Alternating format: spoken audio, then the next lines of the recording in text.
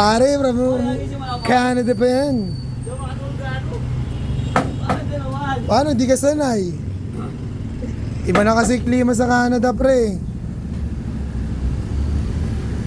Ayan o. Ayan ang kabatch natin sa slaughtering operation sa Meat World International Incorporation. Ngayon na nasa Canada na. Kita nyo naman yan. Welcome! John Paul Billy. Oh, wow! Guys, kita nyo naman. Napakaganda nito. Grabe! Sobrang solid nito, master. Grabe, ang ganda nito. May chocolate pa, pare. Pare, thank you. Yan, galing Canada yan, si John Paul Billy. Okay, Machenso. Pre, maraming salamat sa regalo. Grabe, sobrang solid mo tan guys. So, yan. Ang inaangat nating gloves, siyempre for safety na mga ano. Pagka talagang yan, may mga mabubuting tao tayong nakilala. Ayan guys, oo, puti mo. Magkasing kulay. Oh, ano, kutis Canadian, boy. Ha? Ganyan mga kutis Canadian. So, guys, umuwi dito si paring John Paul kasi susunduin niya yung pamilya niya. Susunod na sila sa Canada. Kaya yung mga nag-a-apply abroad dyan, tiyaga-tiyaga lang. At yung mga nagpa-aral ng butcher, guys, tuloy-tuloy lang tayo.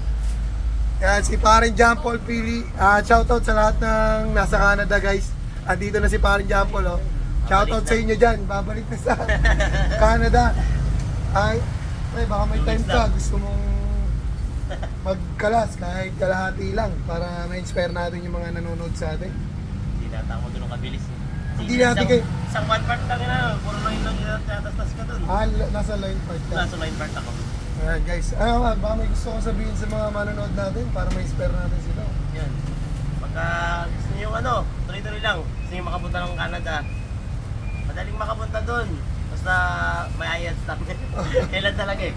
Kailan naman kalaban ng butcher. Tsaka experience ng pag-butcher mo. Paano? Madali lang talaga. Dali lang ha. Hindi mo kailangan magaling mag-English. Nakabalik ako dito, di ako magaling mag-English na rin. Kamusta naman yung mga natin doon? Tropa natin doon, mga butcher. Okay. Ano naman. Sa umpisa, makakaranas ka talaga ng sakit. Dahil talaga, yun ang umpisang isang buwan ka mo imilipit, naiyak-iyak pa. Pero, after nun, pero ngayon, sasama mo na pamilya mo. Oo, Ano mo sama sabi mo sa kanila? para ma-inspire kayo, pagkadating nyo doon ng Canada, halimbawa darating kayo doon, apply agad kayo ng PR nyo para makapunta agad kayo. Yun, no? PR agad, no? Para makuha agad yung pamilya, oh. May pasalubong pang mga lupet. Gagamitin natin yan, guys. So, pag nagkalas tayo ng bago. Flexible knife. Flexible knife pa, no? Ganda. Anti-boner. Ngayon talaga hinahanap po, steel gloves. Kakaba yan, hanggang dito yan. Oo nga, yun talaga para kasi yung mga pumapasyal sa atin, lalo na yung mga first timer, para safety talaga sila. Ganda niya, no? Wala, pero yung dyan yung pinakalock niya na yun. Ang galing, oh, May ganda. bunga dito. Tingnan niyo yung ginagawa ni Boss Cool. Kabila yan, Ano? syempre. Yan. Ayan, oh. Grabe, ang ganda, guys. Pinakalock na yun dito. Hindi basta-basta mabubad yan. Ganda. Ano? Yan yung masigip niya dito, yung parang gowa dito. Yung may yan. Di mo kami maloloko kung.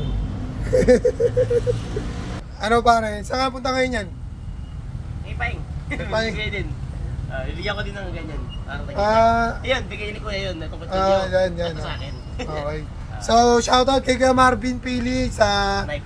from Canada. Salamat sa knife. Talagang astig talaga kayo. Shoutout sa Machenso and Pili family dyan sa Canada. At sa lahat ng tropa dyan, syempre kay Kuya Michael, kay Kevin Tulab. Yan. Nasa Nipawa kayo, di ba? Nipawa, Canada, guys. At nasa High Life. Yan. High Life yung company nila, guys. Picture pa yan, pare. Ganda, oh. Picture pa yan. Hindi makita. Ganda. Talagang pwede ka manalamin sa knife, guys. So yun lang, good morning sa ating lahat. Siyempre, good morning sa akin dahil meron tayong pasalubong from Canada pa guys. Talagang sobrang solid.